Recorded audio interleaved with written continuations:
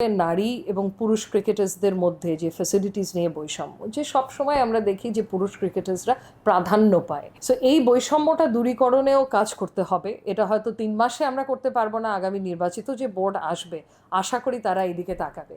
কারণ বৈষম্য দূর না করলে আপনার পারফরমেন্স এক্সপেক্ট করতে পারেন না লং টার্ম। আর আমরা যদি চাই একটা পাইপলাইন ডেভেলপ করতে নারী ক্রিকেটিং ট্যালেন্টের, তাহলে তো আমাদের এই ধরনের বৈষম্য সবচেয়ে আগে অ্যাড্রেস করতে হবে, মূল্যায়নটা। যেরকম আরেকটা জিনিস বলেছেন যে ইভেন যেই জার্সিটা তারা পান সেখানেও কিন্তু একটা কোয়ালিটির বৈষম্য আছে নারী অ্যান্ড পুরুষ। এই ছোট মনে হতে পারে, কিন্তু এগুলো কিন্তু একটা বড় বিষয় হয়ে যায় ক্রিকেটার্সদের জন্য।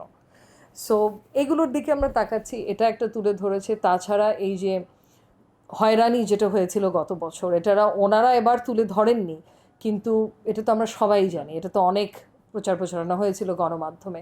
সো সেই দিকে আমাদের তাকাতে হবে, এটা একটা বড় প্রবলেম।